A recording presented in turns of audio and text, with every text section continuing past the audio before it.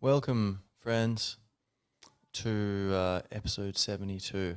Spiritually powerful, potent number, much like my sky blue shirt. So we're trying to align the stars today. It's been a long week. How's your week been, eh? I hope it's all right. But we're going to aim for a short podcast.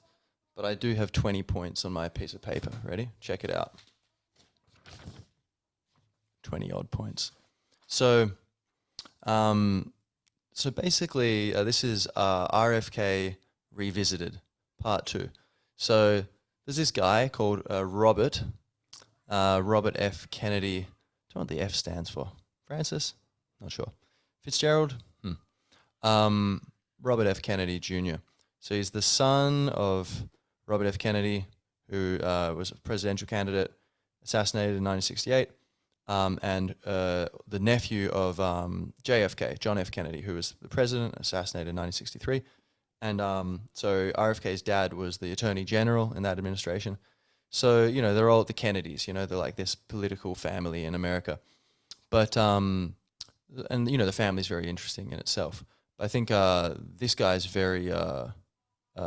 something special about RFK.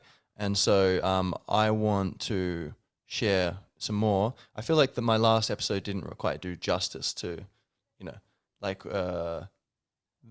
why this guy should be president and why, say, I, who am not American, care enough to make a second podcast episode. And for all I know, I might do another one in the future, But yeah, and so I think, everyone's... got their own opinion, but I really feel like a lot of people would really appreciate Robert F. Kennedy if they knew a bit more about him. And so I'm going to just run through these points pretty quick and give you some food for thought and help you share in why so many people are excited about this candidate and why his popularity is surging and why it seems like I think he's going to be president. I don't know. Who knows? But I got a good feeling. And so kick it off. Here's a bit of music.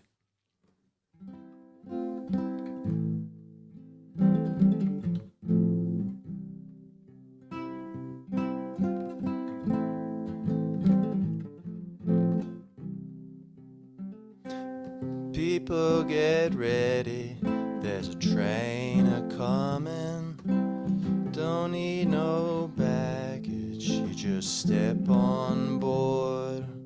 All you need is faith to feel those diesels a humming. Don't need no ticket, you just thank the Lord.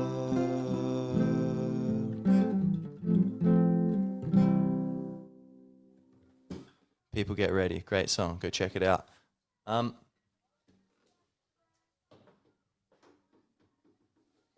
Right. So, science literacy, critical thinking, debate. So this guy's very good at debate, but not in like a sneaky way, like trying to prove people wrong. In fact, he has a curious, an approach of curiosity and empathy and open-mindedness. And he says, if people say I'm wrong about this or that, and I say, tell me where I got it wrong. If and I'll change. Show me where I got it wrong, and I will change. And I think he's honest about that and sincere. So, but he is very good at debating. Like in conversations, like he will be able to get into the depths of things, and so he's very aware of. Well, he's logical and good at getting into the nuances of things and discussing things. Where a lot of politicians, like how many politicians can actually do that? They talk for like 5 seconds, and someone asks them a difficult question and they dodge it. They ask them again, they just dodge it again shamelessly, and then it's like, well, okay, I don't want to get disinvited from future press events. So okay, I better just shut up now. And so they just get away with not being able to get into things. But Robert F. Kennedy, he's been on like God knows how many podcasts this year. He's ramping up this campaign to become president of the USA in 2024. and many podcasts, and very great virtuosity with words and communicating clearly and honestly. Critical thinking, he's able to kind of consider both sides of things, all sides. He does his best. Science literacy. He has written books with many scientific citations, and he's done breakdowns of. He's got some book where it like goes through, I think, the link between vaccines and autism. And again, you don't need to believe him, but I think it's interesting that he's got a book where he's got like I think 400 studies and like 1,500 citations, and he basically summarizes the evidence of these studies. And so doesn't that seems like you can't really do that if you're just full of nonsense, and his book, The Real Anthony Fauci, which goes into a lot of science and the depths of these controversies, which has become, despite being blacklisted by the mainstream media, not talked about, because the status quo is it's a bit too close to home, given that Fauci is very deeply involved in the status quo. But that book is a bestseller, like millions of copies sold, and it goes So science literacy, like it's very impressive that he's able to, on his own, get into the depths of environmental issues, health issues, issues around technology, or like genetic engineering or AI or whatever it is. Like he's got the ability to kind of think for himself, and a lot of politicians are going to be relying on other people to go look into the science, and then that's a potential weakness. RFK, he's going to do it himself. He's going to have advisors, but he's able to do it himself. So that's like, he's just a skill that a lot of people don't have, but he has, which makes him qualified to be president. That's one benefit. So health, he's very healthy. Like, there's videos, he's like 69, there's videos of him doing like a bunch of push-ups, and he's like jacked, and he like goes running every day and all this. And he's just a very healthy guy. And so that's really good. Embodying the change you want to see in the world. And health is a very, very, it seems like that's one of his core priorities. Like he said, truth is a campaign of truth, just being honest with the American people and with the world to an extent, because what affects America affects the world, for better and for worse. And also unity. He wants to bring people together. People have said, when does the left go too far? And, what is Trump doing wrong about this? And, he'll respond to specific questions, but in general, he avoids the mudslinging, and he many times has said, like, look, I want to bring people together with this campaign and not divide us. And America is extremely divided at the moment, probably more divided than it has been since the Civil War, and it's really dangerous for all of us. So that's really timely, I think, that he wants to bring people together. And, so I think that's something a lot of politicians should kind of maybe want to emulate. You can have your disagreements, but we're one people at the end of the day. You're a country. You got to, and in a broader sense, we're a world. But beyond that, he's very interested in health. That's one of his primary motivations or values. And he talks very eloquently and very deeply and about, it's very shocking, pretty intense stuff. But the rates of childhood illnesses and chronic illness in America. And he can get very, very deep into the details of that and about what changed when and why, seemingly, or what are the possible reasons. And again, he could say, I think, it's probably this, but it could be this other thing, it could be that, these are the possibilities. He's been called, a conspiracy theorist, whatever, because he questions vaccines. But he has said, I'm not anti-vaccine, I'm pro-effective and safe vaccines. But the problem is, lo and behold, and I was resistant to believing this at first, but after years of looking into this, slowly but surely, I've come to see, unfortunately, there's a lot of truth in that, and there's corporations like money. We all know this, right? Why did Iraq get invaded when there was no weapons of mass destruction, and they already were saying they wanted to invade Iraq, even before 9/11, Project for a New American Century, and all this kind of stuff. They had these things on the agenda. So, and that's just the government. But, we all know, like, it's like a cliche, corporations will do anything for money. Unfortunately, vaccines are no different. And so, and he's talked about that. And, he's very well-versed in the science on that. And, he was saying, I'll debate what's his name? This guy, Peter Hotez, who was, slinging mud and kind of casting aspersions on RFK after he went on the Joe Rogan podcast, which I highly recommend. 3 hours, which will, you watch 5 minutes of that and it'll make a big impression on you. But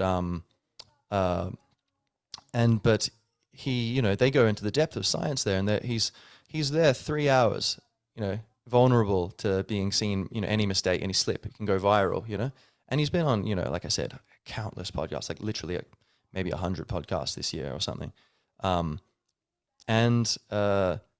That then Hotez is, like this vaccinologist guy, and he's saying, oh, that's conspiracy theory stuff, pseudoscience. And then RFK is saying, okay, let's debate, and you can show me where I'm wrong, and everyone can see and judge for themselves. And Hotez refused. And there was like a kitty or like a pot where people were saying, okay, I'll put in $1 million or I'll put in 100,000, people, and it got up to, I think, a few million dollars for, if they would debate, that would go to a charity of someone's choice, or I can't remember what charity. And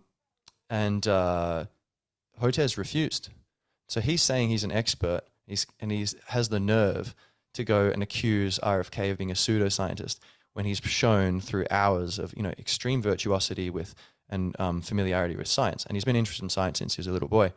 And yet Hotez, according to RFK, like he's been like, he would go back and forth with him on certain things in the past, and Hotez had no science. He didn't understand the literature.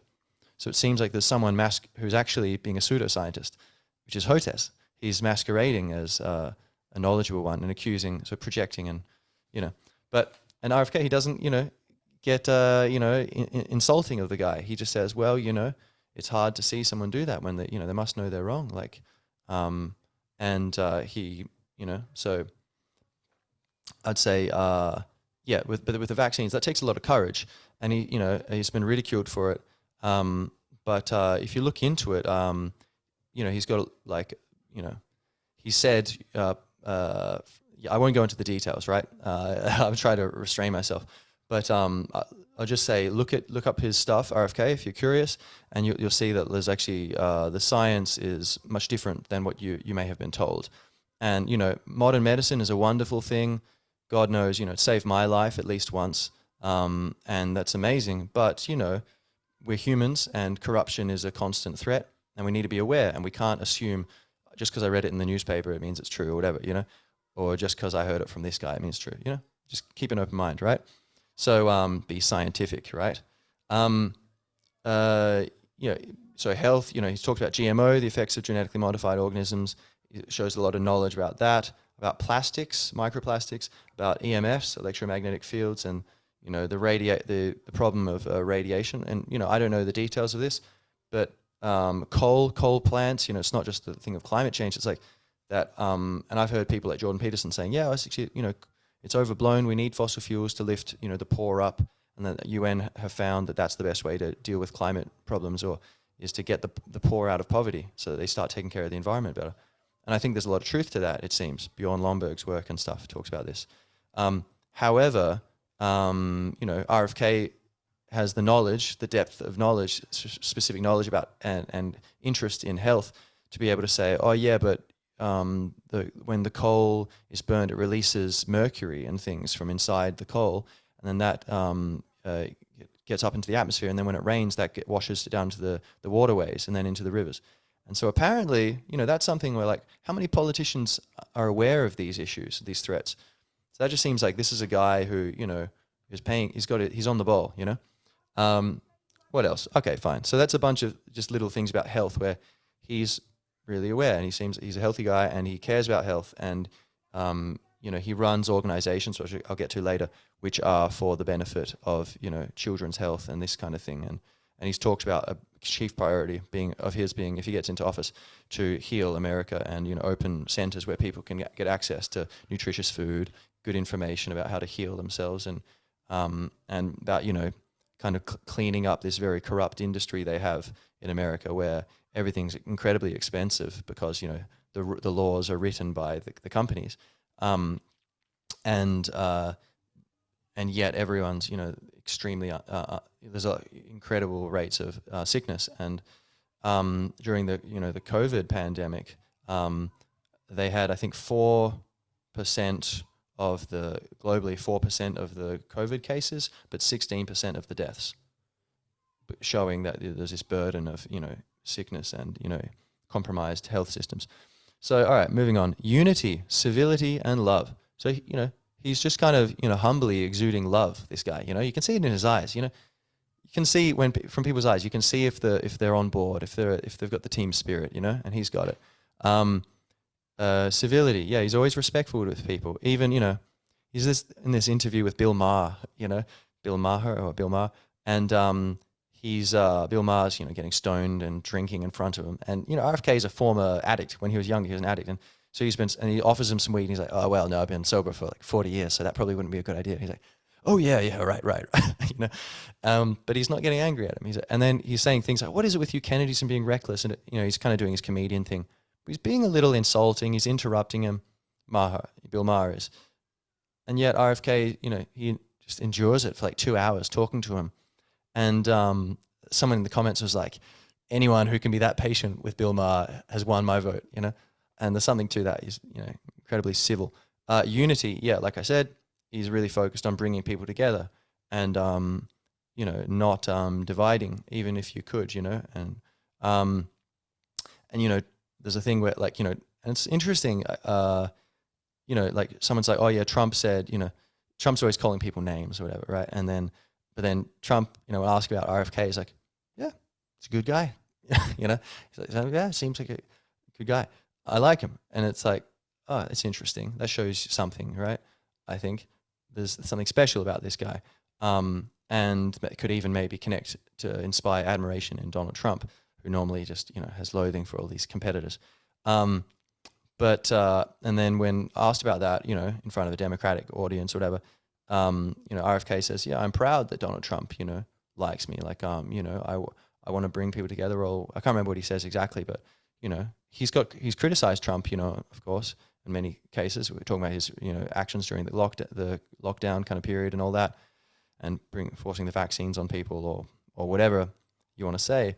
But, he's not casting aspersions on the guy, and he's definitely showing a devotion to bringing people together. And I think around the world we need that. But in America, as we'll get to later, I'll just explain a bit why I think America is so important for the rest of the world. It's not just because they've got this big army and this big economy. There's a very big cultural influence, and it's connected to these other things.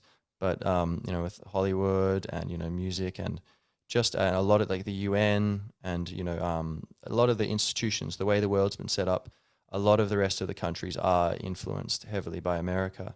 And also America was the first in recent time, the first really highly functional democracy and republic. The idea was born in Greece or whatever, but the Constitution basically says, the government can't do anything. It can't do this, can't do that, it's basically just saying all the things the government can't do. And if it's not stated, then, the government can't do it. It's like, I can't do this, can't do that. You can do this, you can do this. And if anything's not on this list, it's the people's right. It's not the government, which is completely turning on the head the tradition of, centralized powers dominating everyone that was throughout history, and which is, rearing its ugly head again in recent times. And so America, has inspired the democracies of around the world. Although in recent times, say between 1947 and 1997, I think, that 50-year period, it's estimated the CIA overthrew 80 governments. I think most of them Democratic, or many of them Democratic governments. And so that's like a third of the world the CIA overthrew.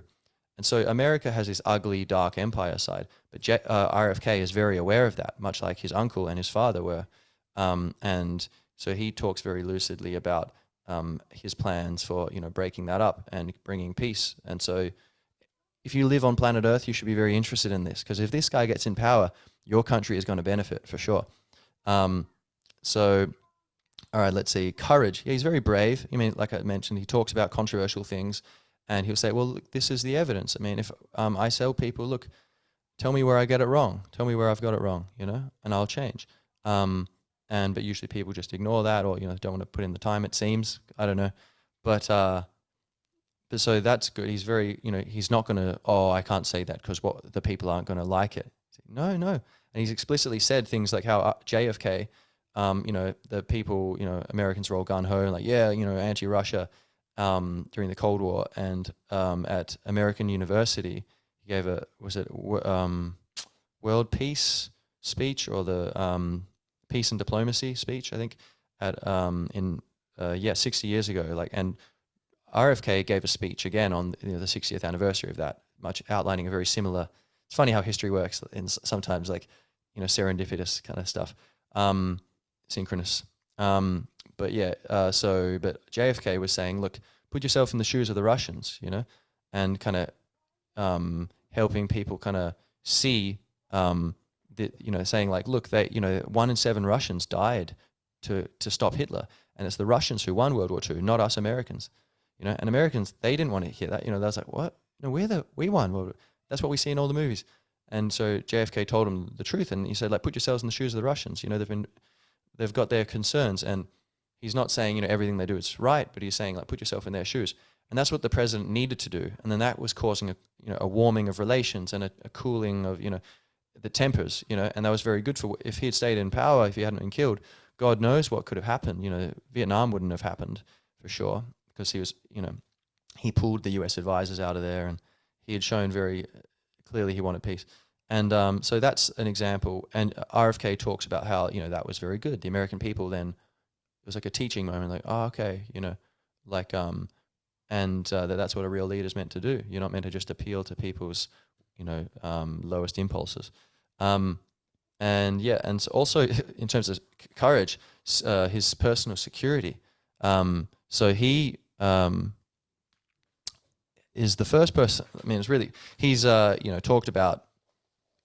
He's given reasons why he's got legitimate death threats against him. Some mentally ill guy was got inside his house recently, and he's like said, that's not unusual. These sorts of things happen because there's a lot of things written about him. Very saying he's an awful guy, and there's a lot of kind of people living on the edge who don't quite know what's going on, and so. And he has to spend, like $100,000 or $200,000 a month on very high level security to protect himself. He is the first candidate. And people are always saying online, like, yeah, you're amazing, but be careful. They're going to get you if you're not careful. Another Kennedy. What's that line from Vampire Weekend? Irish and proud, baby, naturally, but you got the look of a Kennedy. Da, da, da, da, da, da, da, da. Great song. Diane Young. Anyway, Diane Young. So, so he's the first, since like his father was assassinated in 1968, they brought, that's why they brought in, Secret Service for all presidential candidates. From then on, and, so the sons of, presidents and stuff can get it, and former presidential candidates can still have Secret Service security. Hunter Biden's got it right now, and former people have it, but people running for president, it's like you will get that's just everyone has got it, right? Just to protect everyone. RFK has many risks against his life because he's really speaking truth to power. There's a lot of powerful people who want to kill him, and there's a lot of people who are being tricked by propaganda who might want to kill him,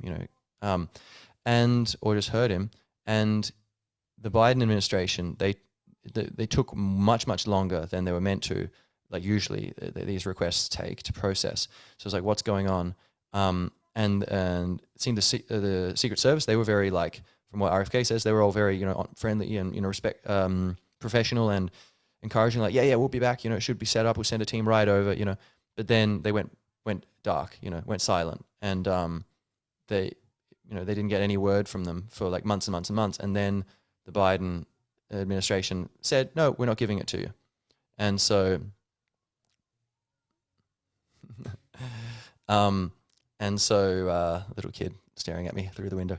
They said they're not giving him security, even though his father is the one who was killed, which brought in this rule. And he is a presidential candidate, so he should have it by the rules. And also he's got really serious death threats against him. So why wouldn't they do this? And as RFK says, the most charitable explanation is that they want to bleed him dry of money, so he has less money for advertising, so that he can't spread his bad ideas. So, but you could say that takes courage to be able to persist against that, and that's very useful for a president, right?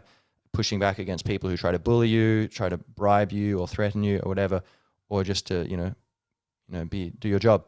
So anti-imperialism, he praises his uncle for the anti-imperialist kind of stance of not trying to take over the British Empire, but break it up, and saying America used to be a colonial, it was a colonial enterprise by the British, and they wanted their freedom. So all nations of the earth should have their own freedom and sovereignty, and we don't want globalism or like a domination from the center, but an internationalism where equal nations can all communicate and cooperate, compete economically, but with sovereignty for all. And he's talked about ending the Ukraine war, and he goes into a lot of depth. If you look at he got a podcast, RFK Jr. podcast, and it goes into great depth about like how this war in fact was provoked by U.S. empire. And so U.S. imperialism's bad, Russian imperialism's bad, right? Ukrainians are getting killed, and it needs to end right now. And U.S. actions have actually, for crude geopolitical gains, have been basically sacrificing Ukrainians while claiming to be serving them. And so RFK is, if he gets in power, he's going to end that war. Or he's going to do what, if it's not ended already, he will, bring people to the table. He made that very clear, and he knows how to do it. Because basically the U.S. influence is what's keeping the war going. War with China, like he's also saying, let's compete economically. Project power. A great nation projects power economically, not through military might. And the Chinese, they've got their goals. They've worked very hard. They've got their legitimate interests. And so I really like that. Peace. And he wants to shut down as many military bases as he can and bring the U.S. troops home, and take all that money and reinvest it in the infrastructure, in the middle class, and have a peace dividend, rebuild America. And again, that's good for America, but that's also good for the world, because if America is getting a bit shaky, actually America is very central to the global economy. And if America is thriving economically, but not projecting military might against us, then that's actually great. We want that. That makes everything better.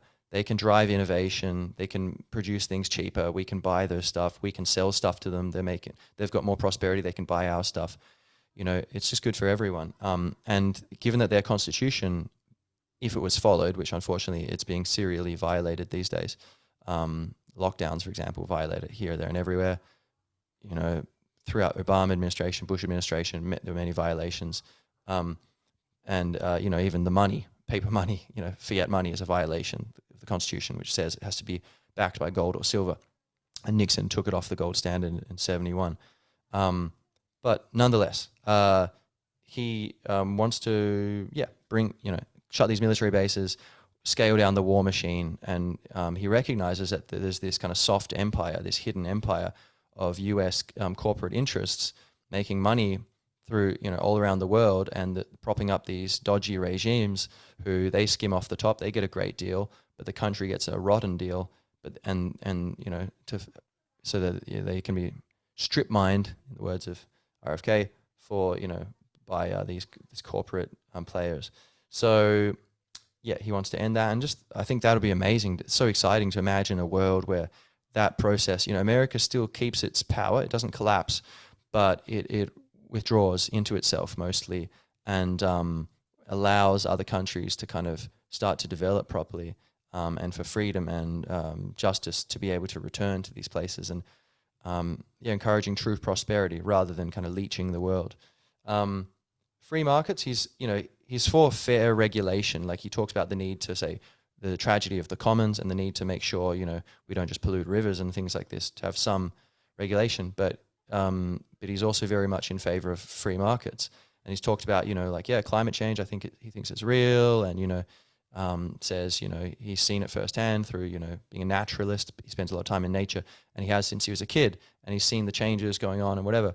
But he says, but it is being used by totalitarian monopolizers of power to try to control people, this climate change agenda. And so he's saying, look, it should be free markets. We can't. It's not right to take over the whole society just because you're claiming you need that power to do good. It's like, no, we'll do it through freedom, you know. And so I really like the balance he finds.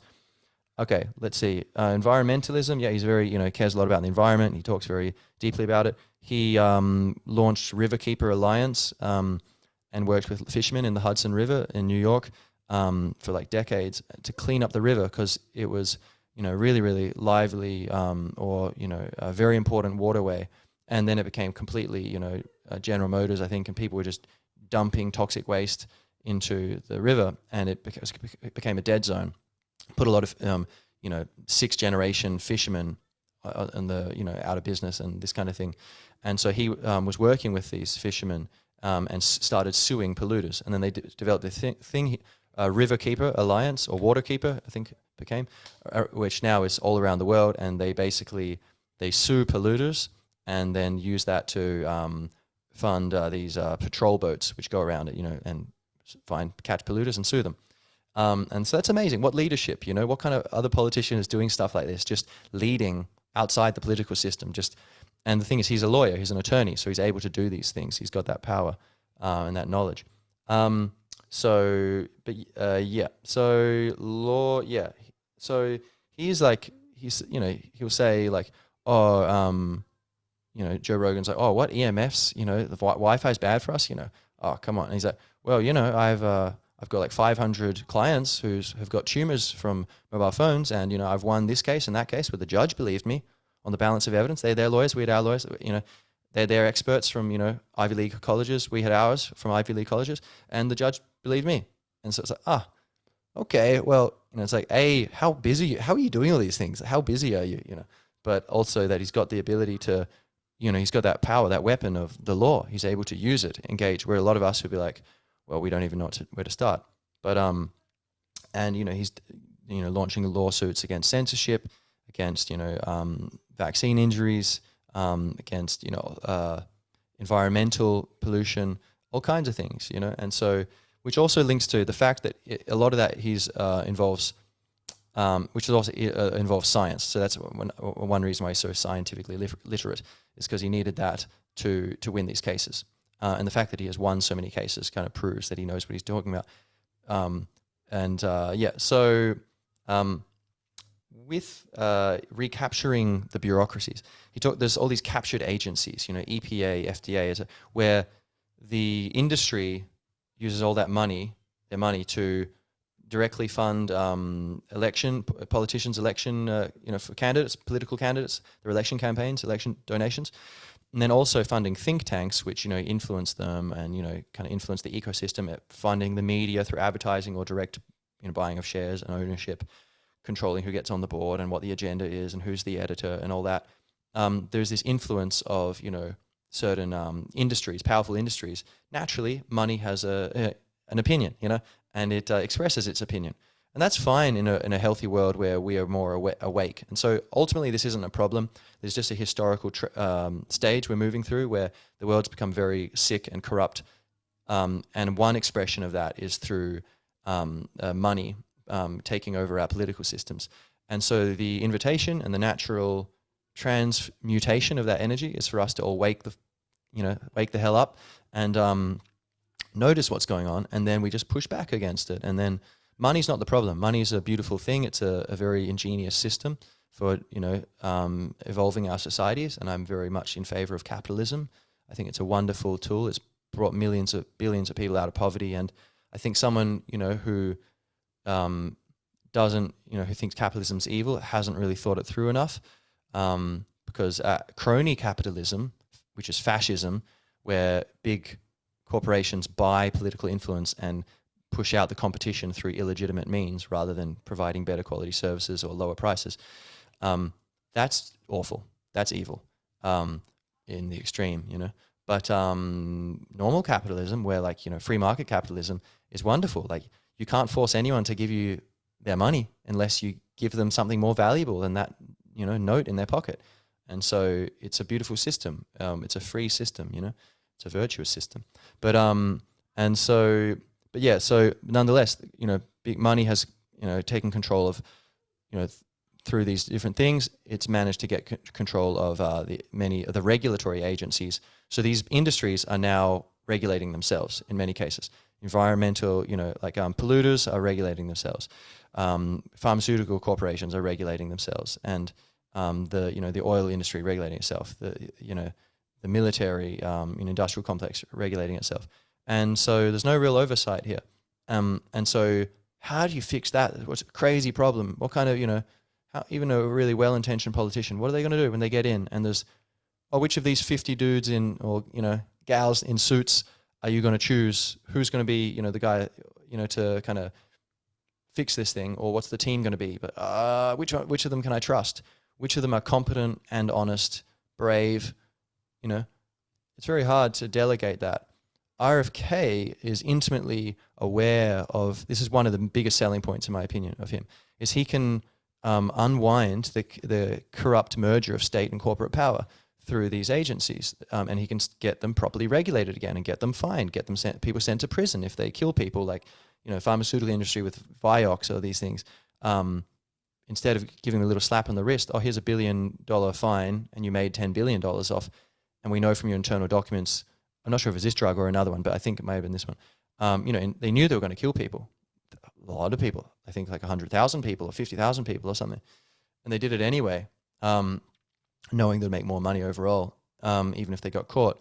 People would get sent to prison, if there's the proper regulations, and then it wouldn't happen anymore, And so he says, in many cases, he knows like the systems by which these, because he's been litigating against them, he knows how they work in depth.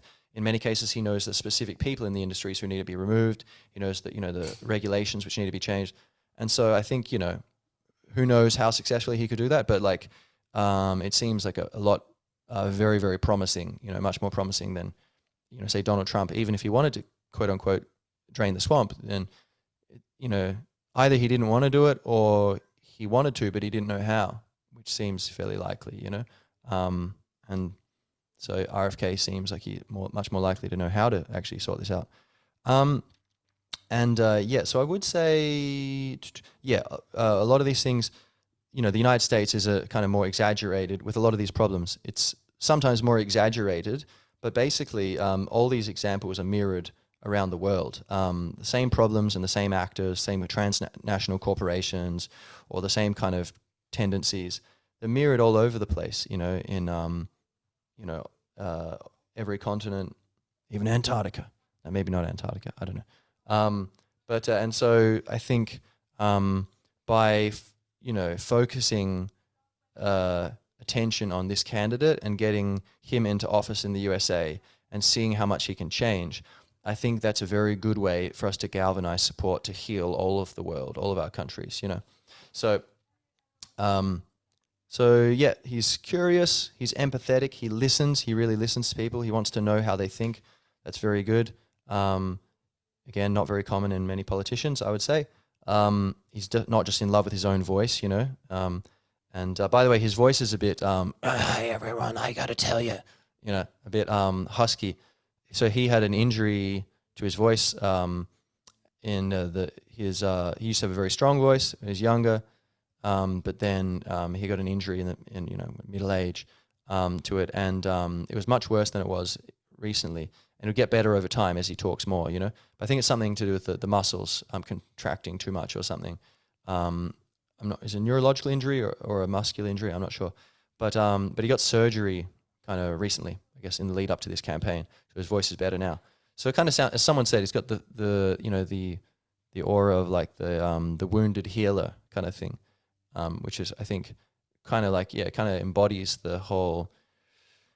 He's a very healthy person, but you can see, he's suffered, and you can see, the weight of like all the things he's carrying there, but he just carries it with an air of surrender, So I think it's a rather interesting thing. The voice kind of captures a lot of his soul, which is quite cool. But let's see. So the USA needs a change of direction right now, in my estimation. Like, there's a lot of amazing things about the USA. I won't get into it right now. There's a lot of bad things, like everywhere it's like that. But I'd say the amazing things are far more numerous than the bad things. But like if the USA collapses, like some people say, oh, we should be great if, you know, the US dollar collapses and just get rid of these people, you know, world policemen. Who do they think they are? Well, you know, I think chaos is really bad, and order is often underrated. And it's much easier to, you know, reform systems and bring love and virtue and fairness to the light and into power, into positions of institutionalized rules, in a system where everything's orderly. When things are chaotic, everyone's at war, there's not enough food, no one knows what's going on, much, much harder to do that. So I'd say we should definitely fight with everything we've got to preserve the order that we've currently got, and then to work with that and reform it, you know. And so, yeah, let's see. He's got an incredible memory. He's like the amount of information, like I've gone down a rabbit hole recently where, you know, like I read a book called The Compound Effect, great book, Darren Hardy, and it's talking about mentors, and we all need mentors to help us move forward, someone who's at a higher level than you, and you can emulate them and kind of learn from them. And he says they could be real people you meet, you know, every now and then, share your problems, share your successes, and they help you kind of grow. Or it could be people who had been dead for 200 years or who you've never talked to, but, you know, you listen to their audiobooks or you read their books or you just listen to them on podcasts, etc. And so RFK is one of my mentors right now. Other mentors, maybe Eckhart Tolle, Jordan Peterson's been a mentor in this sense, you know. So I've gone down this rabbit hole, and it's really amazing. I'm learning so many things, and, you know, I think it's, I'm appreciating, you know, I know this guy, he's just a human, right? He's not perfect. No one is. But I think I'm very grateful. I'm finding that I'm becoming a better man and less selfish, more aware of service and just trying to help, realizing the state the planet's in and getting serious about, you know, opening up my heart and, you know, getting my hands kind of to work, you know. So, but he's got a, so I've noticed like, Jesus, this guy has got so much information on recall. It's crazy. And he's very, very knowledgeable about many, very domains. And he's very curious, like I said, about expanding that knowledge. He's not like tired of it, like, oh yeah, I know enough already. No, he's always looking for more. And I've heard him things where he's expressed an opinion, and then in another podcast, he's like, what do you think about this? And he doesn't give his opinion, like, oh, here, let me tell you what's going on. You just ask them, what do you think about this? And they might not know that he's got a firm opinion on it, or like, you know, like a detailed opinion. And so that's really interesting. You're showing, you know, that's no wonder he's knowledgeable, because he's curious and open. Intelligence, very intelligent, very charismatic, which is important with politics. You know, he looks good, he talks well. You know, he's got the aura, good smile. You know, he can get people on board. You know, but it's coming from a soulful, genuine place, which makes it much more powerful. And yeah, just rhetoric, like he's good at talking. You know, he's persuasive. Whereas some people, you know, they might have all the information, but they can't quite get people to see it. You know, and so it's very important that he's got the skill, the virtuosity of words to bring people around. So he's a former addict, right? He was the when his father was assassinated, about within a year, I think he was onto heroin when he was 15 years old, and he couldn't understand. He always had iron willpower. He said he could, anything he wanted to do, he could do it. But then with this, he just couldn't do it, and it was very demoralizing. Somehow he would say, "I'm stopped. That's it, no more." And then by, you know, later on that day, he's doing it. He just couldn't understand. But then eventually he kind of got into the 12-step program, and just, I guess, through Carl Jung, actually, he said first, reading a book called Synchronicity, I think. But he kind of came to this kind of spiritual awakening, kind of realizing, you know, like, okay, I'm going to just imagine, you know, like the universe is kind of watching me constantly, and approach life as a series of tests that I'm doing to, you know, for God, or, you know, I'm being watched by this higher power, and my job is to live in balance. And I don't know all the details there. I'd like to learn more about that. But yeah, but the point is, he's got self-discipline. He's overcome that, you know. Some politician who either, you know, is doing all kinds of, God knows what they're doing in secret, or just hasn't been tested. You know, they've had a cushy life. What happens when they get the power, you know? Whereas this guy had all this money, he's a Kennedy, you know, and he had access to all these, you know, just life of leisure, and he was able to come away from that and, you know, rise above it. So that shows, and he's for 40 years or so, you know, every day, a 12-step program and helping others, and he's very healthy and all this stuff. He's clearly extremely hardworking. So it shows he's got the self-control and self-discipline, which is very important, especially if you get, control of the USA. Like, that's a lot of power. Could go to your head if you're not grounded. So let's see, privacy. He's very aware of the need for privacy and restoring privacy, removing the surveillance state. He said, like his uncle, had said, JFK, I think he had said, we can't be an empire abroad, or maybe someone else had said it. It can't be an imperium abroad and remain a democracy at home. We will turn into a security state and a surveillance state. And lo and behold, that is what happened. And so he wants to get rid of that and say, yeah, there's legitimate needs for surveillance and spying by agencies so the president knows what's going on, the country can remain stable and avoid any malicious actors. However, it shouldn't be that the government knows everything the citizens are doing and the citizens know nothing about what the government's doing. That's the opposite. It should be the citizens know everything the government's doing, except with a few exceptions related to legitimate national security interests and spying, which would be 1% of what it is now or less. And the government knows almost nothing about the citizens, because what do you need to know? Do your job. We put you in power and you do what we tell you. What do you think this is? Who do you think's the boss here? So that's very good. Civil liberties, very aware of civil liberties. During the COVID, the whole lockdown period, he was arguing for, protecting civil liberties and pointing out the censorship and the violations of, human rights that were going on in this moral panic. And he kept his head, and, he was censored. His Instagram account was blowing up with popularity as people were becoming aware, galvanizing around him as a source of lucid perspective on this and information, talking about, the history of totalitarianism, and then he was censored. They took him off there, and he points out, censorship, the people on the side of censorship throughout history have never been the good guys. They're always the bad guys. That's the first step to bring in totalitarianism. You have to control freedom of speech.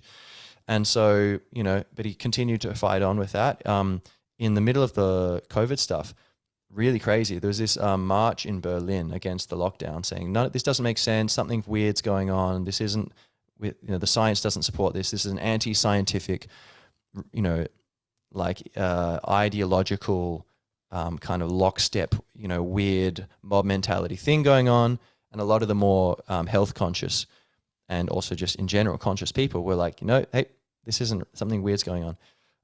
And there was this march in Berlin where, I think at least a million people were there when people weren't meant to be congregating, I remember I was in Ireland and watching this on YouTube and live, and it was really amazing. And RFK spoke there, and he was kind of like this grassroots leader, just appeared, and spoke very eloquently about, these topics. And so you can see that's a real leader. And again, history, rhyming, just like JFK in Berlin in a time of great need, RFK there, that wasn't reported in the newspapers.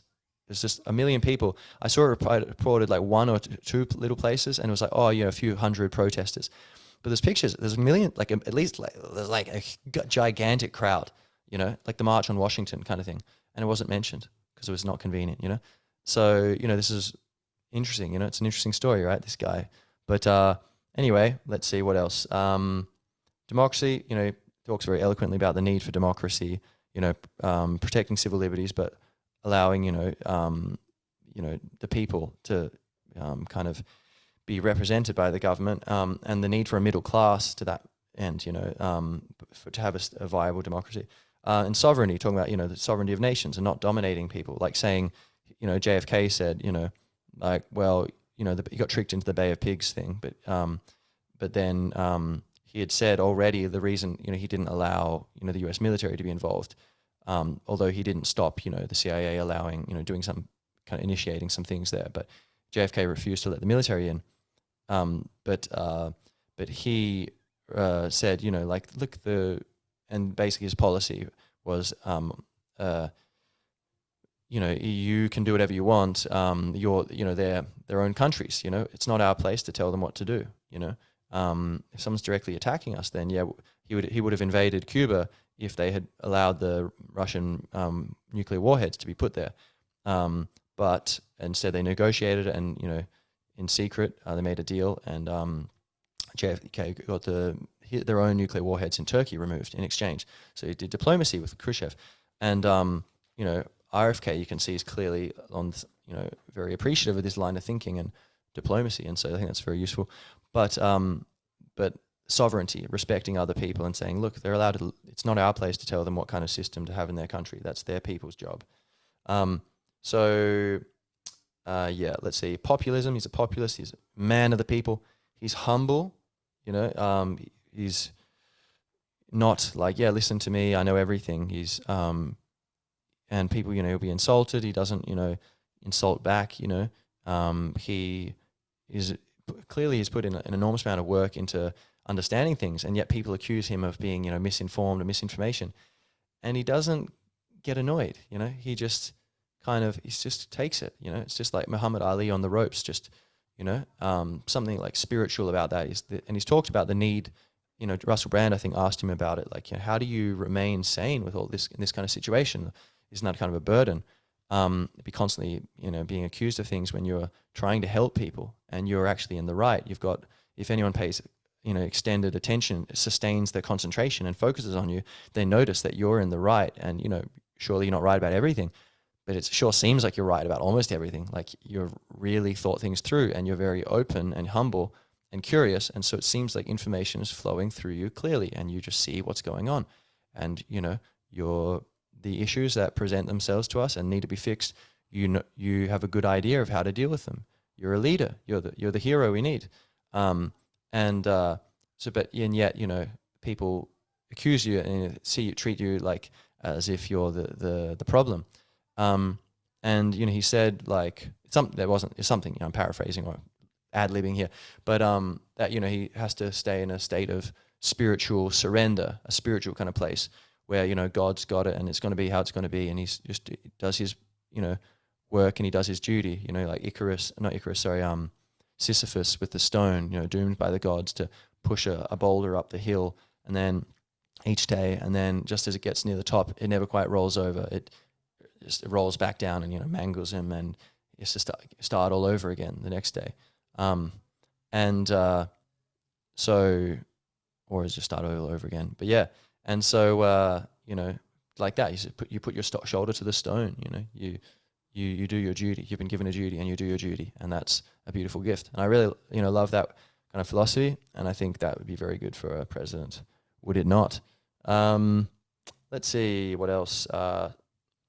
Service, he's into the service.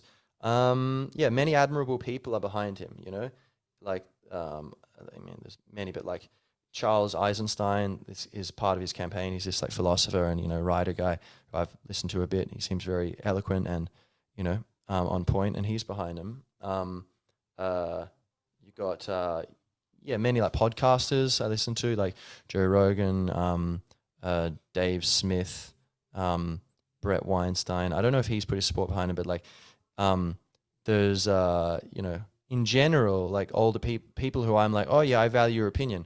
It seems like, especially now that the campaign's heating up and people are becoming more aware, like Rogan was like, oh, that guy's kind of crazy. And I was like, come on, Joe, come on, wake up, man. And then he said, like, he read the real Anthony Fauci book and came to see, like, this stuff is so salacious. You're accusing Fauci of, and, Bill Gates and stuff. Like, he said, if this is not true, I don't understand how you haven't been sued. And the fact that RFK hasn't been sued about this seems to suggest quite strongly that, actually it's true, these things. And so Rogan kind of had it opened his mind. But I think, all these people I really respect, a lot of them, almost, like all of them I can think of, they seem to be kind of like aware, like, yeah, this guy really seems to be what we need. And so that's an interesting thing, it's just, it's not obviously not that hard proof, but, or Clapton, Eric Clapton being like, yeah, this guy's what we need, he's doing a gig for him.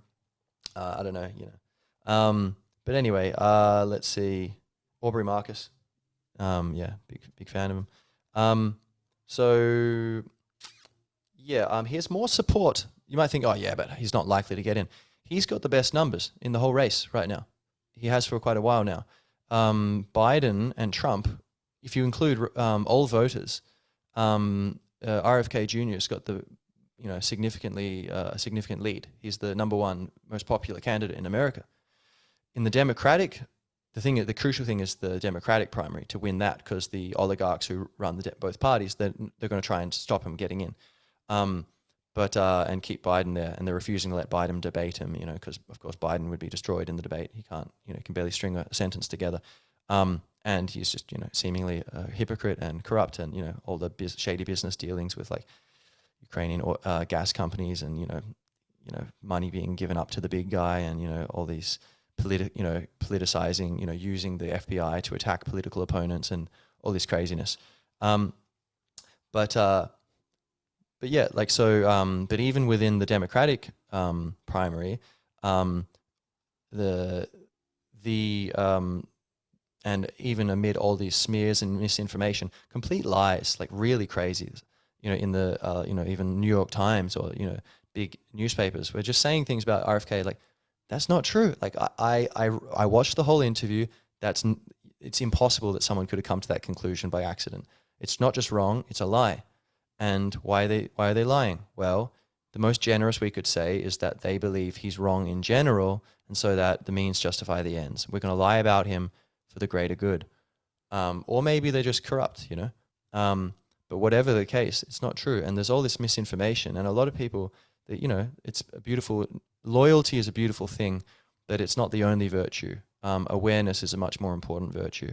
And nonetheless, a lot of people are loyal to these institutions. And when one of them says, "Oh, this guy is a crackpot," they believe it, And so, but despite that, his numbers, he began, I think, at like 14% in a big poll of like Democratic voters, which is pretty significant. And then now I think he's past 20%, and I can't remember where he's at now, but it's like it's surging, it's climbing, even despite all this ignoring him and ridiculing him, So, and, depriving him of, hundreds of thousands of dollars a month, which could be going towards, spreading awareness of his candidacy, but it has to be spent on security because the Biden White House is refusing to give him Secret Service protection, even though his father being killed, which caused a terrible change in direction for his life. He got into drugs, all this stuff. His father being killed was the very reason that policy was brought in the first place.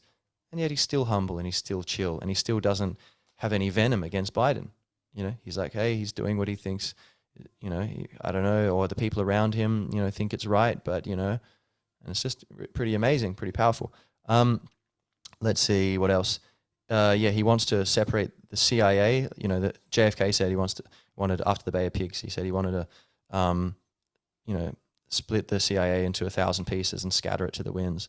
And RFK has, gone into depth on several podcasts where explaining the very strong evidence that, what's being hidden. Why is it that legally the JFK files, assassination files, had to be revealed, I think last year, or was it 2017, or they were meant to be revealed, and yet only a little bit was revealed and very heavily redacted, just all, blacked out. It's like, you're breaking the law. Like, reveal doesn't mean reveal like a blacked out version of it. What are you talking? That's not, you're breaking the law, and without consequences, for now.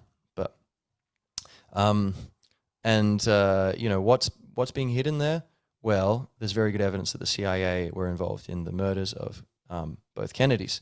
And so, but again, RFK doesn't seem to have any venom there. He seems to understand there's all part of the universal plan, and, it is the way it is. And he just wants to kind of bring harmony and balance to things. He's coming from a place of peace and, harmony and kindness, and so he says there's, most people in CIA are patriots, and they really got into the job to serve their country, and they can do that, and what he wants to do is separate the ops, like the black ops kind of part from the surveillance part. And so you still have the spying, the espionage, which is an important role. He points out, the president needs to have information of what's going on, but maybe shrink it, but, to have that information.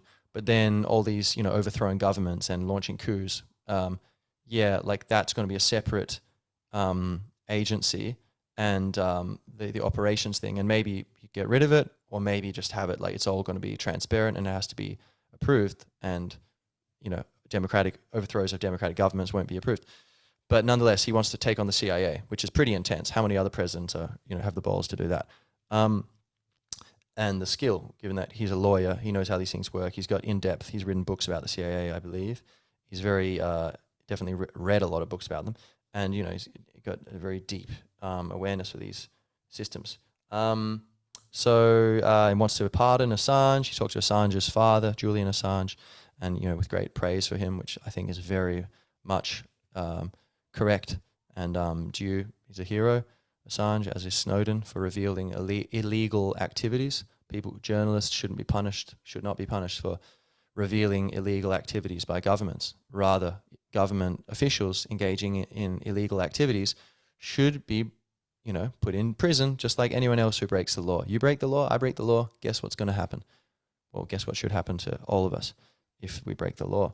And so very much, if he's in power, then Assange will be free, This extradition, which is putting him at risk of suicide and all, under intense pressure. He's been 13 years in a detention. That's pretty intense. And subject to soft torture. It seems like keeping him awake and things. I think, and I don't know, can't remember. But and whistleblowers in general. So I think that would be very good for whistleblowers. It would be good for clearing out under him.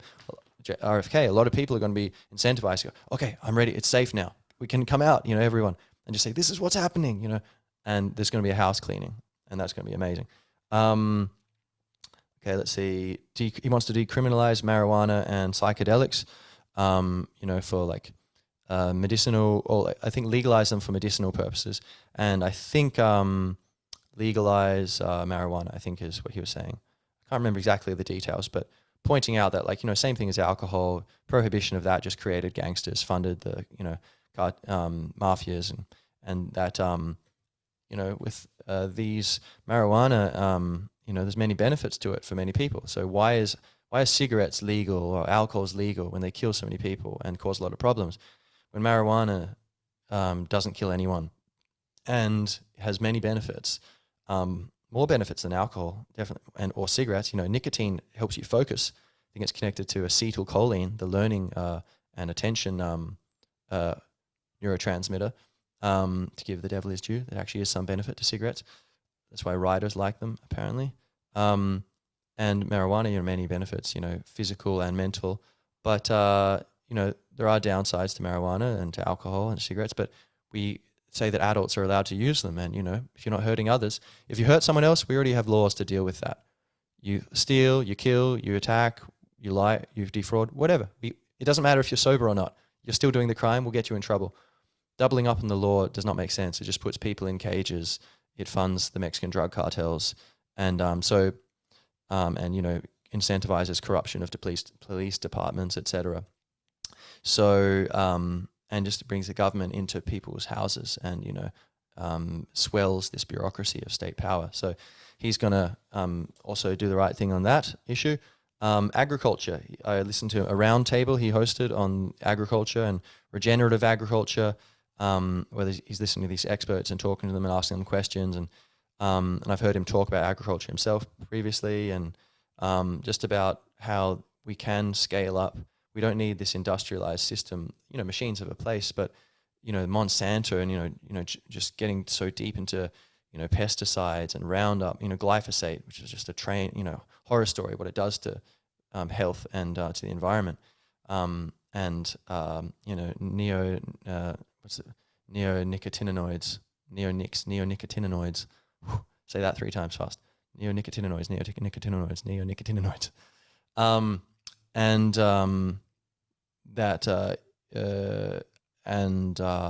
Like factory farming and this kind of stuff.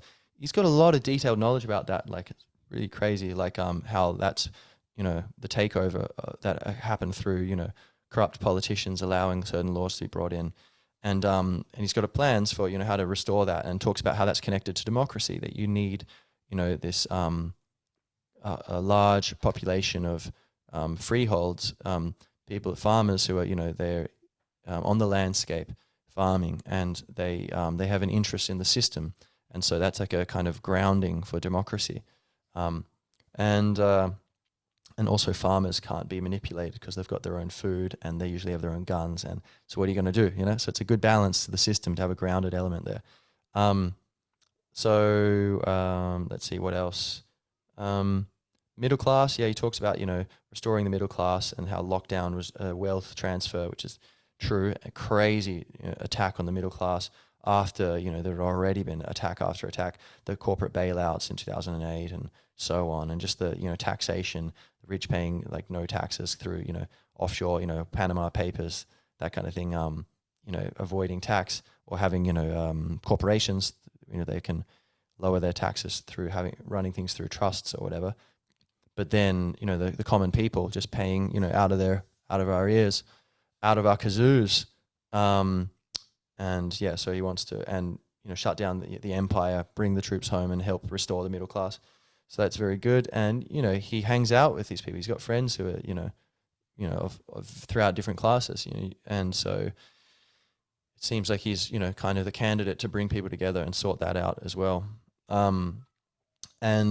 You know, he can talk very specifically about the numbers of, you know, like how black communities were disproportionately affected by, you know, lockdown, and how the numbers change and the percentages of, you know, what happened, or like, you know, just the percentages that the middle class shrank, or the amount of money that was, et cetera, et cetera. Very hardworking. Yeah, he writes books. He's writing a book now, or he's just written a book. It seems like he's basically constantly writing books, constantly bringing legal cases, and he's running for president. And, you know, he manages Children's Health Defense, this organization supporting children's health, and, you know, with toxic exposures, things, you know, defending the children, which I think is a great idea. And also The Defender, which is like a newspaper, like an online newspaper, where they bring together censored information and say, look, here it is. This is what's being censored elsewhere. And a lot of articles about, you know, the pharmaceutical industry and corruption there. And it's kind of connected, affiliated to Children's Health Defense. By the way, you go to Wikipedia, it'll say, oh, it's a pseudoscientific organization. Be aware, Wikipedia runs on donations. So the highest bidder basically gets to decide on any controversial issue. Do we go left or right? Well, you know, we go whichever way the wind's blowing, and money blows the wind. So don't be shocked if Wikipedia, you know, I've learned so much from Wikipedia, you know, but like if you're talking about like, you know, the 1300s in France, probably not much controversy there about what's going on, and it'll be reliable. If you're talking about, you know, the truth of what happened in, you know, 5 years ago in some political scandal, or, you know, is Graham Hancock reliable, then, you know, I would probably go with the opposite of what Wikipedia tells you. So let's see, what else? Humor, you know, he's lighthearted, and, you know, he's very serious, but he's got that balance where he'll just laugh or just shrug his shoulders, like, you know, like, yeah, it's crazy, this thing, or whatever, you know. So he's doing his duty, but he's, you know, like, you know, some people you can see they take themselves too seriously, and it creates the wrong energy, and it's not attractive. People are like, oh, I don't want to be like that. If the truth is going to make me all weird and uptight, I don't want to be like that. But he's, you know, he's kind of showing, you know, a path emotionally to be able to confront with the you know, the weight of reality, and yet keep a smile on your face and a twinkle in your eye, and, you know, a spring in your step. So that's pretty cool. That's great leadership. Irish, you know, he's got the whole Irish background thing, the Irish ancestry, being you know, the most prominent Irish American family. And, you know, the Irish came from Ireland, believe it or not. And space, no, just kidding. Say some people, or maybe the lost tribe of Israel, the people of Dan, Tuatha Danann. But the Irish, you know, endured centuries of persecution from the English, and a lot of them fled to America, and they found, oh, we are able to enter the government, and, you know, run for political office, and, you know, enter the police department, and enter, you know, the courts and all this stuff. And like back home, we weren't allowed any of that. We weren't even allowed to own land because they're all Catholic. You know, they're like, well, this is our religion, and you've come in with your religion. You say, and, you know, the King of England is the head of the church. You want us to join the church? Yeah, not sure about that, pal. And so the penal laws prevented them from owning land even, which, doomed Irish to poverty for a long time. And people blame that on free market capitalism, like the famine. It's like, no, look, there was not free market. There's so many laws where the government was interfering in the economy, and they just used the excuse of free market capitalism to launch a genocide, in my estimation, against the Gaelic people and language. But anyway, fiber bear. So let's see. So from that, I think historically, they worked very hard. They had this kind of ethos of like, they took, like RFK says, they took to politics like a starving man, take, to food, and that, were very, very prominent in the Democratic Party in particular. And so the Kennedys, they have that lineage, and RFK clearly has that kind of, like on fire, work ethic. And so I think that's a beautiful thing. He's got that ancestral trauma from the domination by an imperial power. And I think that really goes a long way. Apparently Biden has forgotten that, who claims to be Irish, but seems like, if you put him back a few hundred years ago, he would be on the other side. I don't think he'd be fighting for the freedom of the Irish. But, heavily corrupt track record. But so I think RFK is in line with that too. And, he's got kind of the Catholic upbringing. So he had that groundedness in the traditions of, virtue and service and do what's right and love thy neighbor, the golden rule, do unto others as you would have them do unto you, etc. But he's also, he said his father, after JFK got killed, his father was thrown into, an existential crisis and, just wrecked, but he came to find meaning. He always embraced the Catholic Church. He never rejected it, but that he found meaning in other things like poetry and existentialism, existential philosophy, and kind of, which, and saying kind of like that seems to have influenced RFK Jr. like that. So he's got that kind of groundedness in the kind of basic things of, like basic, love thy neighbor, that kind of thing. And he was raised with that foundation, and I think, religions, there's a bunch of problems with religion, but you got to give the devil, ironically, his due, or give God his due, which is just to say, it provides a basic structure of like, just do this, do good things. And there's a lot of people who they don't have that structure from an early age, and that can cause problems. It's not just automatic that you'll have the idea, yeah, we should treat everyone fairly. So even if people don't always live up to that aim, like the fact, like, to have that as a goal at an early age, and I think it's usually probably helpful. Although ideally, you don't need religion to have that. Just the important thing is, as Ziggy Marley said, is it Ziggy Marley? Yeah, love is my religion. So anyway, but so he's spiritually connected, and he's got this grounding in like an awareness of the importance of fairness and helping people and service. So immigration is went down to the border. He's got a short documentary on midnight at the border, talking about it's just chaos there, and basically the border's wide open, and basically the Mexican drug cartel making an enormous amount of money bringing drugs and people over the border, raping women and doing terrible things along the way, and which wouldn't be happening if there was a legal system for immigration there. And so basically RFK said, look, this is basically a multi-billion-dollar human trafficking and human and drug trafficking operation by the Mexican drug cartel, and we're going to shut it down by, sealing up the border nice and tight with, cameras, and, it's very totally easy to do. It's just you need the political will to put in the funds. It'd be very simple. And he talks to people on the ground who say we're begging for this, and so to seal up the border there, but balance that by building wide gates or broad gates or broad doors where you can have legitimate refugees coming in, but there's a system, a formal system where you can't just come here just with no documents just for you want a better life. It's like, okay, things need to be balanced, and so if you're absolutely in need, you're being attacked by someone in your country and the government's against you, yep, we will protect you. Come here. But everyone else, there's formal processes, and we're going to have wide doors, so you can come, and there's a process for you to come and become an American, and contribute to the diversity of the society and prosperity. And so I think that's a really logical, balanced position. So that's really good. And again, appeals to Republicans and stuff. So it's going to help him get into office.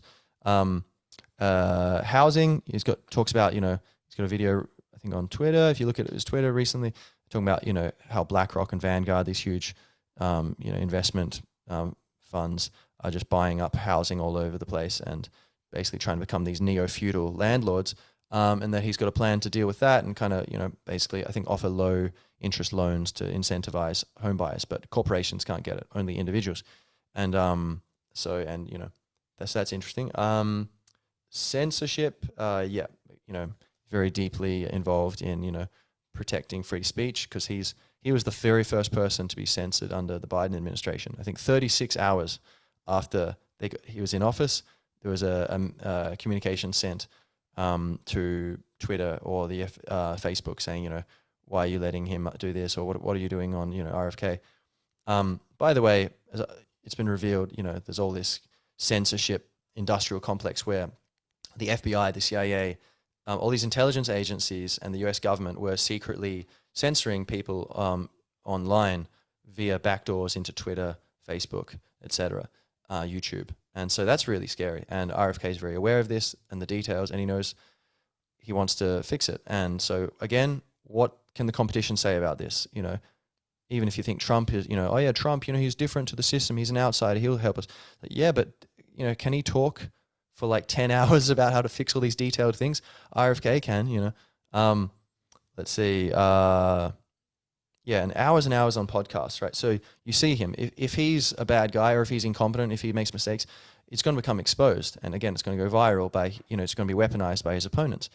And so he's open, and it's just a sign of such strength and power that he's totally putting himself out there, where Biden will barely be on talking for 5 minutes.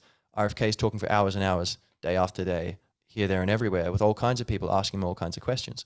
And so that's just we know, like by this point, if you watch him, you have confidence that he's actually a genuine leader and someone we need.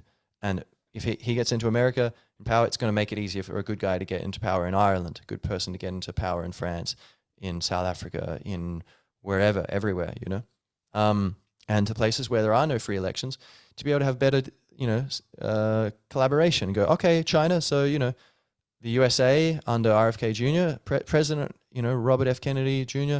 goes and meets Xi Jinping, and they're having a meeting, and they're talking about, shared interests and how to, kind of work things out, and I think that's a beautiful, I think the world, we've got this fear, this terrible fear we don't want to pay attention to, that the world's just getting, going down the tube, and it's all doomed. And I really think there's a beautiful, bright future, but we just have to wake up to it, and this is I think this is one major step that we can make to course correct back to the kind of path which JFK and RFK were bringing, and were walking upon, and which were wrested away by vested interests in war and domination and oligarchy through their assassinations. And actually, I'm going to link in the notes here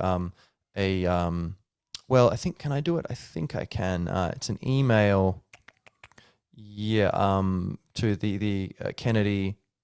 Actually, I'm not sure if I can do that, because it's an email I received from Charles Eisenstein for the Kennedy campaign, and just really laying out quite clearly like this, why people are excited about this and how we can get onto this alternate timeline through this. And so I think I would just recommend, you can go to Kennedy24.com, and you'll see that, and get on the mailing list, and you'll see this kind of stuff. But yeah, anyway, good stuff. All right, what else? Finish up here. A few more points. This corruption, like I mentioned, corruption is a fact. Corruption is not a conspiracy theory. Next you'll be telling me truth is a conspiracy theory, or it's like corruption is real. It's a thing that's happened throughout time. It's part of human nature that people can be selfish, and the drive to serve oneself can override the drive to serve the greater self of the community and the universe. But the media, the mainstream media, believe it or not, are heavily corrupted. And there are countless cases where money is causing misinformation to be, presented as fact, and it's really kind of like the Matrix. You're living in a fantasy world. It's not real. A lot of people are living in a world which isn't real. It's not backed up by facts. It will fall apart if you start applying the scientific method and logical thinking of you basing your weighing up evidence and testing hypotheses and looking for contradictions and So media, the state apparatuses all around the world, but especially the USA, which has largely corrupted much of the world, unfortunately, after the Kennedys were removed from office. Basically, I don't think there's been a completely sovereign president since the JFK. I think the deep state got control at that point. Basically, the bureaucracies and the money men who control them. But yeah, corporations, financial behemoths. They are all these corrupt entities or these domination-minded entities. They are railing against RFK Jr. at the moment and doing all they can to stop him, which is very interesting. Because maybe you might think, the media I trust, maybe, but there's all these entities which clearly, huge corporations. You must know, okay, they like to do what's good for their profits.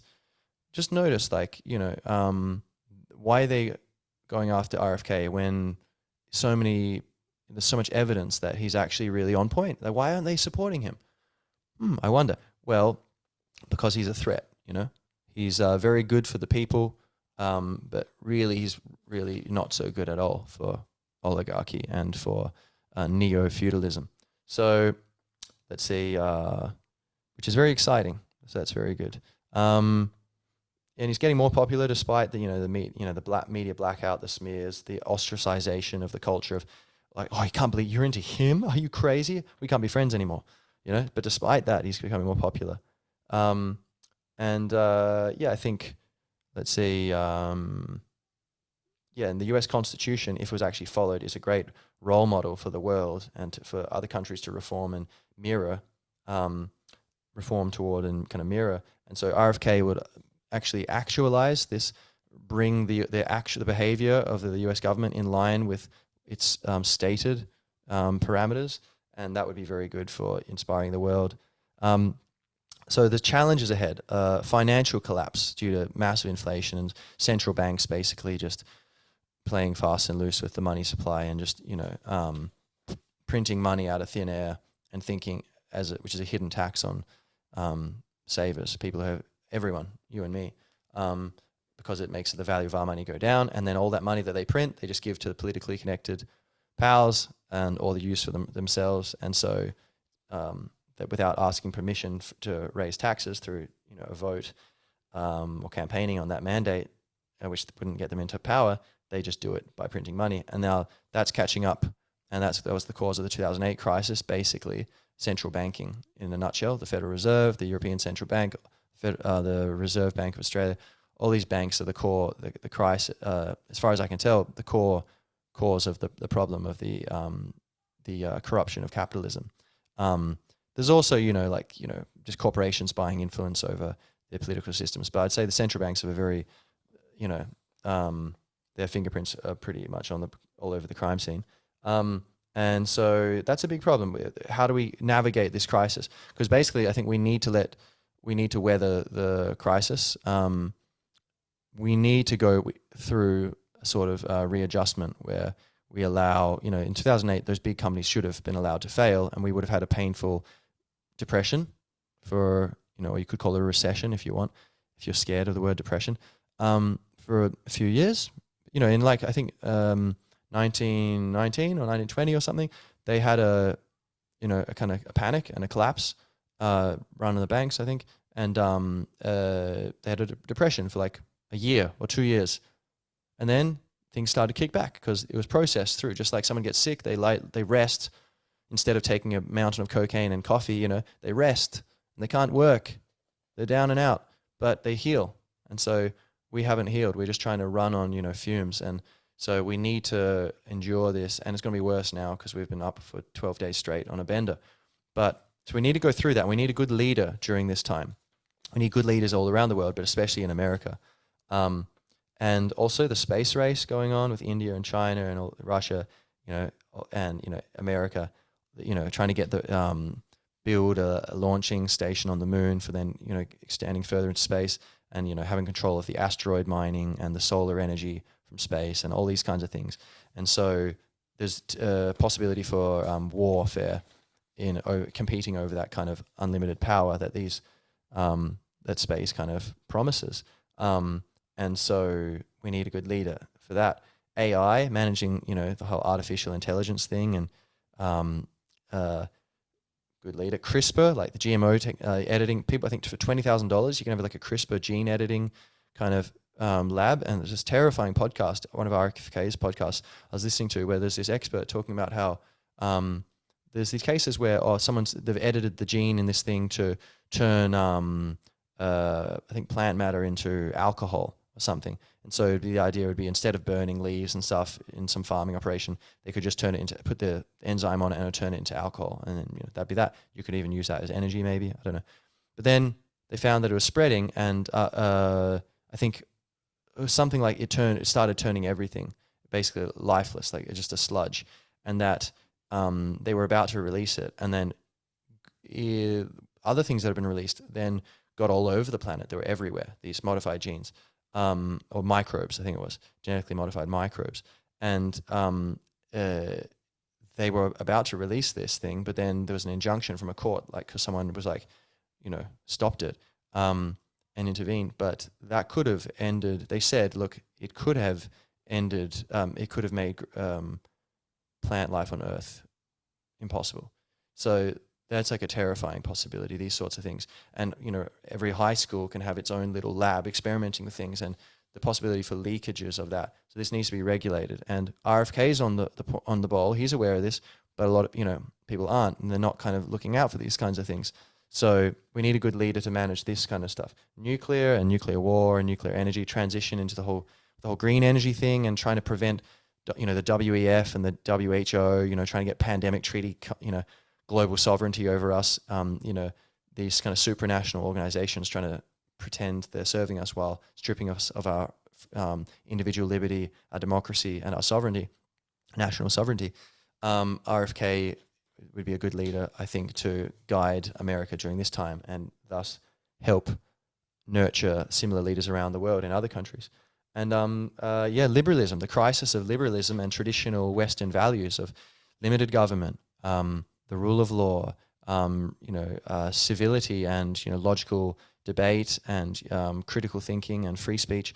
That's under severe challenge. In Ireland right now, where I am, the government, you know, they apparently earnestly, although you would wonder if some of them in the mix aren't doing this for more nefarious reasons, given, you know, like how they acted during the lockdown thing, trying to control everyone like maniacs against the science, being complete, you know, pseudoscientists themselves. Ideological fanatics in many ways. But they, you know, many of them seem earnestly, and the majority of the government is on board with hate speech laws, saying, oh, and it's something which is deemed hateful, you're not allowed to say, but don't worry, if you've got a reasonable excuse, we'll let you. So, yeah, pal, you don't get to decide that. That's not your right. That's our right. You know, back off. And so we have an issue here. And, you know, totalitarian states, they always begin with limiting free speech. And so, again, Robert F. Kennedy Jr. for president would be very good for helping push back against this sort of thing around the world, and protecting, you know, traditional liberalism, and, you know, individual freedoms. And what's worked so well to bring us prosperity and, you know, education around the world. Final thing, as a leader, he's got a lot of practice. He's got 7 children, so that takes a lot of leadership, I think. Legal cases, fighting cases, winning cases, volunteering. He's been involved in waterkeeper, you know, like just cleaning up on his own initiative, like the waterways of the world. The Defender, this journalistic enterprise, being in Berlin, leading, the people in this time of need. Children's Health Defense, this organization defending children. And these, kind of roundtables and podcasts, talking to experts. And, for them, when, I was listening to the farmers, the salt of the earth, talking about their problems, who was it when they're being brought together and they're learning from each other and they're being heard and they're being listened to, you really feel like, this is a real president, this is a real leader. This isn't someone who's just there trying to look good and they've got PR men telling them what to say and what the polls say and, lick your finger, which way's the wind blowing. No, this is a person who's listening, but who has his own opinions, and he speaks very clearly, so you know what you're getting. And if you vote him in, then you're voting in your leader. But this is someone who has the courage and the intelligence, but also the openness to be a channel for harmony and a kind of principles that can help us live in happiness and health and beauty. And so I'll finish there. It's extremely dark here now, but like I say, it was a long week. Almost didn't do this podcast. I was like, maybe I need to do it justice. Maybe I'll do something simpler, but something on my shoulder. I think the angel on my shoulder kept poking me in the ear, possibly after licking its finger. And you don't want to know what the devil was doing. So anyway, here we are. And so thank you for listening, Luis, and anyone else who's listening. And so I think may leaders, and may we all be leaders in our own life. We can't put this out onto someone else. It's got to be a movement, which is something RFK also frequently emphasizes, that it's a movement of people power. That's the only thing that can save us and help us be in balance. And if we bring that movement within ourselves, then a leader like RFK can be lifted up into positions of power high enough that they can help fix things that we couldn't fix on our own. And then that'll empower us to take even greater leadership. And there's this virtuous circle that starts to this positive feedback loop which begins. But so I wish you yourself best of luck in being living with integrity and awareness and courage and self-discipline to take leadership and start healing the world, because we really need it right now. There's not much room for error, but I have complete faith we'll do it, and that we only need a healthy, chunky minority. We don't need a majority, just a minority, a nice, nice sized minority of people to start taking radical responsibility for ourselves, and we will reclaim our birthright, and Earth's going to be a very, very, very beautiful place. It's already very nice right now, but it's going to be gorgeous. And so I welcome you on this journey, and I invite you to look more into Robert F. Kennedy Jr. for president of the USA. And if you liked this, please share it. Please like it, comment, but especially share it and tell. Or even if you don't want to share this, tell people about this man, because in your own countries, I believe apparently in El Salvador, my man Markovic says, a good government has been brought in there. And I think my man Juan was saying in Argentina, a good guy's got in, or they might get in. I can't remember. But, all around the world, we're faced with the same problems basically. And we're all much more similar than we are different. And so I think we all need to rally around each other. And when a good candidate appears in anywhere, we should be trying to help encourage that awareness. And if you know an American, go, share this to them, or go, send them a link to the Kennedy 24 website, which I'll put in the notes here, and try to encourage people, anyone who can vote for him, to vote for him. And just to, in any country it's important, but with America, it really is, it has an outsized influence. And so this is, I think, a wonderful opportunity, and just kind of the universe, the cosmic giggle that the universe is bringing back 60 years after JFK was, in a murder most foul, as Bob Dylan puts it. taken from us, and we were robbed of a parallel historical pathway that could have been so beautiful and overflowing with life's bounty, that we can yet bring the wonders of modern technology, 21st century technology, with traditional, maybe 20th or 19th century institutions of limited government and freedom, and the soul and the vision of, you know, harmony, the kind of outlook that JFK espoused and that Robert F. Kennedy Jr. is embodying and sharing now. So thank you for listening, and I'll talk to you soon, folks. God bless. Gach Banacht.